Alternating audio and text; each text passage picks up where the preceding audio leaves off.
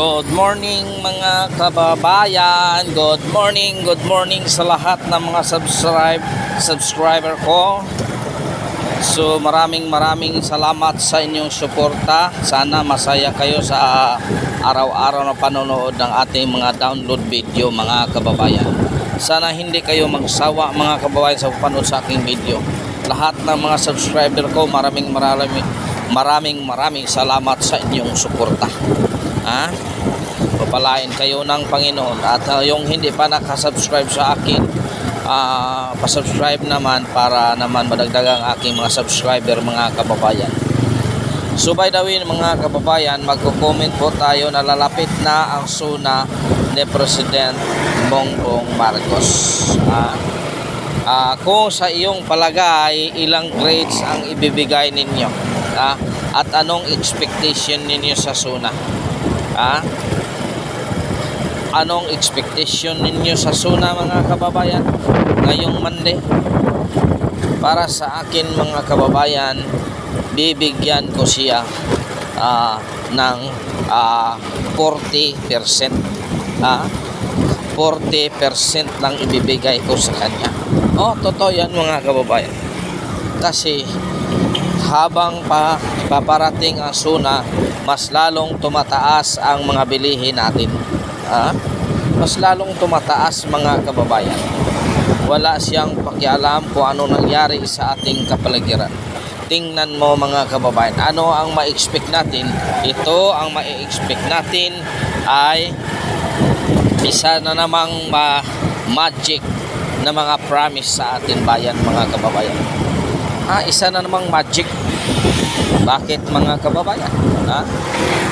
Isang tao naman tayo susunod na SONA, habang umaasa, habang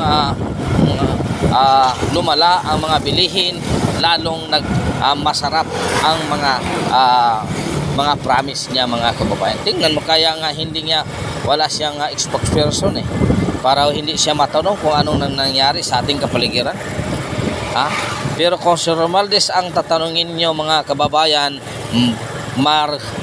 kung magbibigay siya ng porsyento, sa talagang 100% ang ibibigay niya sa Pangulong Marcos. Yun ang katotohanan mga kababayan. Expectation, tingnan mo. Napakabukal sa usapin sa Mr. Media. Itong bigas nga November daw, malahat ng mga tao ay makatikim ng 29 pesos per kilo. 29 pesos per kilo. Huwag na tayong umasa dyan mga kababayan. Habang tumataas ang mga bilihin, tapos aasa ka ng 29 per kilo ang isang bigas.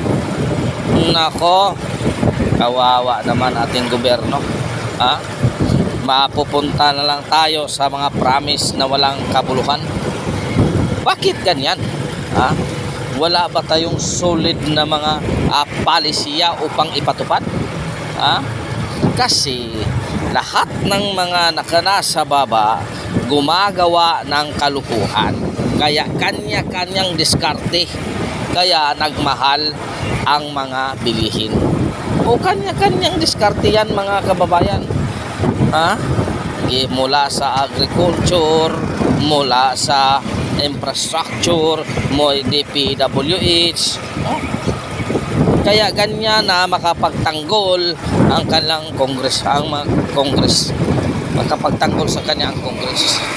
Sabi pa ng isang congressman, mahiya ka naman, bakit hindi ka atin ng SONA? Bakit ako mahiya? Bakit mahiya si Desara? Ikaw nga marami kang kaso, wala kang hiya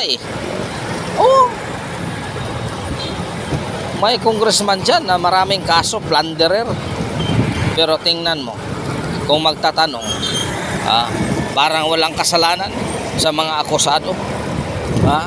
Gumagawa para magtatanong, para gumagawa ng pero dapat siguro mga kababayan, sa ganyang klase mga investigation, dapat ang isang kongresyon na magtatanong ay walang bahid at walang kaso, walang bahid na korupsyon.